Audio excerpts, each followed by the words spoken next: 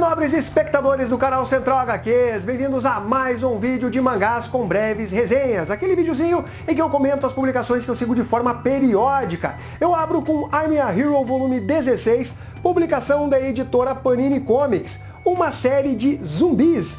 E eu particularmente gosto bastante dessa série, ainda que nesse volume as coisas fiquem ainda mais bizarras. Nós temos o protagonista, que é o Suzuki, que é um ex-assistente de mangaka, é um cara meio loser assim, mas ele acaba se tornando o grande herói dessa história porque ele possui uma arma de fogo. E isso, obviamente, faz toda a diferença. Ele acaba encontrando a Hiromi, que é uma estudante que estava ali numa floresta, e a Oda, que é uma enfermeira. O lance é que no volume anterior a gente já viu que a série está caminhando para algo um pouco diferente do que tinha sido mostrado, pelo menos em boa parte da série. Temos seres bizarros e aqui é mostrado um aglomerado agora de zumbis que acabam se juntando, formando um ser gigantesco.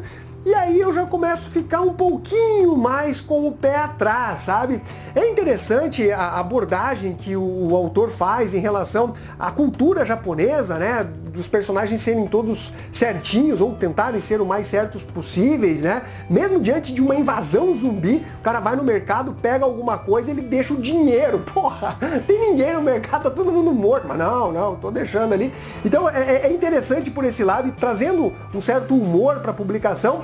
Mas nesse volume aqui, ainda que eu tenha gostado da história, eu quero ver qual vai ser a explicação que eles vão dar para esses seres bizarros que vão surgindo, se juntando e tal. Mostra também o que está acontecendo na Europa e você já começa a perceber algumas coisas que o autor quer colocar dentro da história. De qualquer forma, é uma publicação que eu acho que vale a pena. E eu preciso mostrar essa página aqui, ó.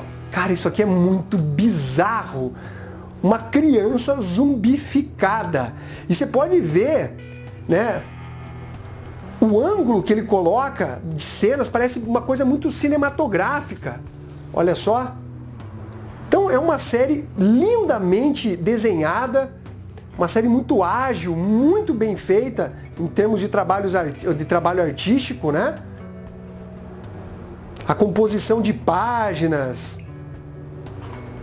tudo é muito bem feito em I'm a Hero. Para quem gosta de terror, ele consegue realmente explorar os melhores ângulos para demonstrar toda a bizarrice dessa série aqui. O pessoal comenta comigo que o final é meio xoxo, decepciona, mas pelo menos o desenvolvimento até aqui eu tô curtindo.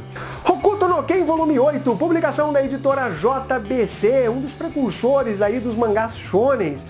Galera, essa é uma publicação que tem altos e baixos e eu quero ver como que o autor, o mangaka, vai conseguir manter o interesse do público com relação a uma história que é um tanto longa, né? Não se trata de um mangá curtinho. Por exemplo, nesse volume aqui nós vamos ter o combate de irmãos. Aí os irmãos vão se enfrentar e cada um mostra uma técnica um pouco mais diferente. Aí rola um flashback quando eles eram crianças e eles se davam muito bem, mas aí um tentava superar o outro e acabou criando uma certa rixa de competitividade entre esses irmãos. Aí nós temos o protagonista também que fica meio de canto observando o que está acontecendo. Aí os caras tirando um poder lá da onde, sei lá da onde, uma técnica fudidona e tal. Então acaba ficando um pouco mais do mesmo, ainda que divirta de certa forma, uma hora acaba ficando um tanto cansativo. E é como eu digo, né? Ou o autor ele tem que ser mega criativo para conseguir alongar tanto a série, ou uma hora ela vai se tornar muito chata, vai se tornar uma coisa que já não está tão prazerosa de ler. Mas, pelo menos, a arte da publicação é fera, né? Essa mistura aí de Mad Max com artes marciais, ela é realmente interessante, os personagens são bem trabalhados, mas a cada volume surge o cara mais fodão da semana. Aí no próximo tinha um outro cara que era tão fodão ou até mais. Então isso acaba um pouco ficando chato, né? Maçante dentro da série.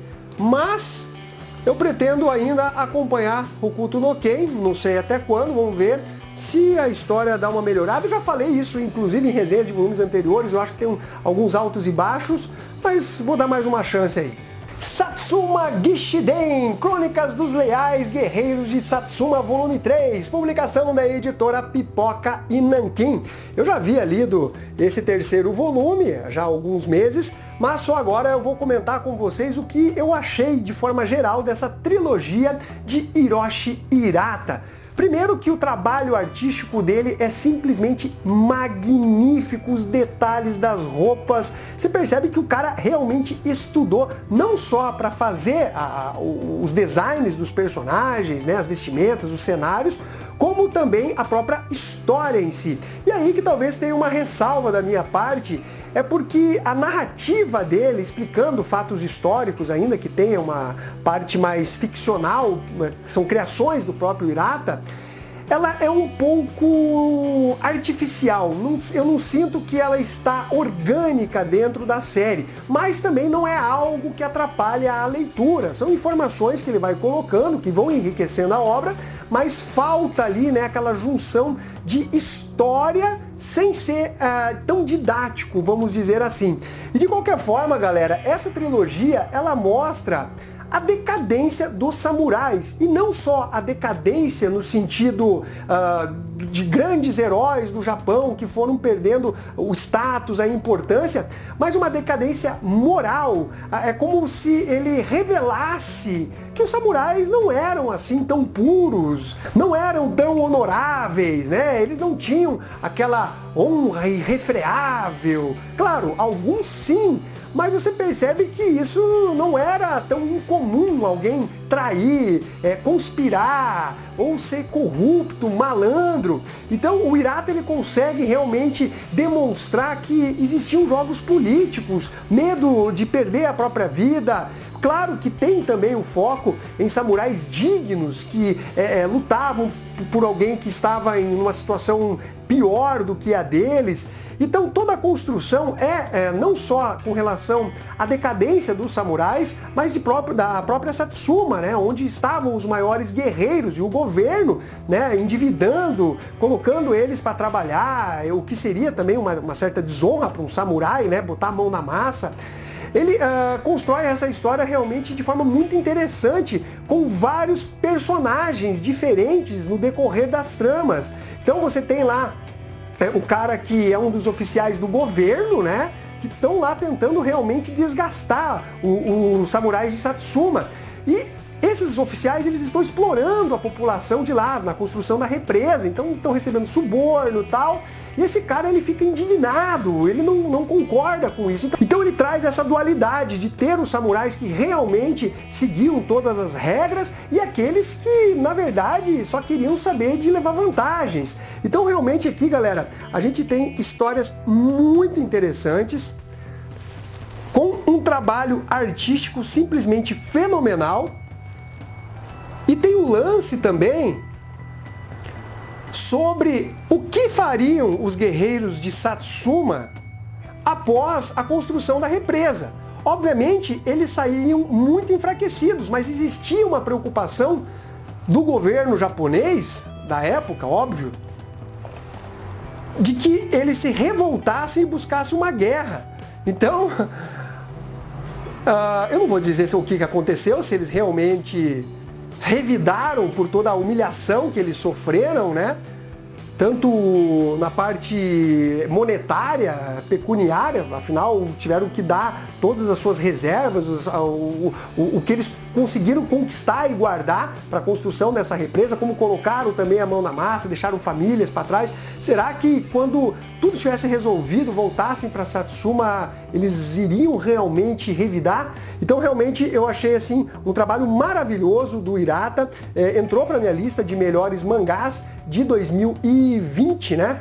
Foi um ano pavoroso e ainda continua sendo o de 2021, mas de qualquer forma, galera, eu indico demais essa trilogia aqui, porque é uma aula, né, sobre a história da decadência dos samurais, mas também ele traz alguns elementos de ficção e questões reflexivas, morais, que são bem interessantes dentro dessa publicação. A finalizar, Monster Volume 6, publicação da editora Panini Comics, série que será concluída em 9 volumes. É um dos meus mangás preferidos de todos os tempos, publicação super luxuosa, papel couché, capa dura, sobrecapa. O Naoki Urasawa aqui detona nesse material. É uma das séries mais instigantes em termos de suspense, mistério, investigação criminal. Então isso aqui é um prato cheio, galera. E nesse volume aqui ele continua mandando bem demais. Ele vai afunilando a história, trazendo novas revelações sobre o passado do Johan, né, que é o grande vilão dessa trama. E é interessante como ele consegue fazer com que o leitor tenha essa sensação de um personagem misterioso, uma certa incógnita, mas ao mesmo tempo uma aura muito densa de maldade dentro desse personagem, que é muito inteligente, que tem a sua irmã, né, que é gêmea, e eles são muito parecidos. Então ele utiliza de todos os subterfúgios, né, para poder atingir os seus objetivos. E o que é também muito interessante é que os personagens que estão à volta, né, tanto do Johan como do Tema, o Dr. Tema, que é o protagonista dessa série, eles são muito bem trabalhados, sério. São personagens cativantes, você sente empatia por eles, as crianças jogando bola, os novos aliados que o Dr. Tema vai tendo dentro do desenvolvimento da série, mesmo aqueles que são esquecidos, você lembra do personagem. Então, quando ele volta, você fala, putz, eu sei quem que é esse personagem, ele ficou marcante dentro da história, né? Então, realmente, galera, nós temos aqui uma série, esse aqui não vou pular essa página aqui, que senão vai dar um spoiler para vocês. Mas é muito fera esse mangá aqui. E o trabalho artístico do Urasawa também, ele tem uma narrativa cadenciada. Então ele foca em cenários, em objetos, no rosto dos personagens. E você pode perceber que o traço dele, para cada uma das pessoas que aparece, é diferente. Então você não tem aquela confusão de só mudar o cabelo. Ah, mudou o cabelo. Não, o nariz muda, a orelha muda, o olhar muda. Ele é um mangaka, assim, extraordinário. O cara realmente é foda demais. E Monster, sem dúvida, pelo menos na minha opinião, é um dos melhores mangás de todos os tempos. Eu recomendo demais essa publicação aqui. Então é isso daí, galera. Eu espero que vocês tenham curtido esse vídeo. Não esqueça de dar o seu like, compartilhar e ficamos até a próxima. Fui!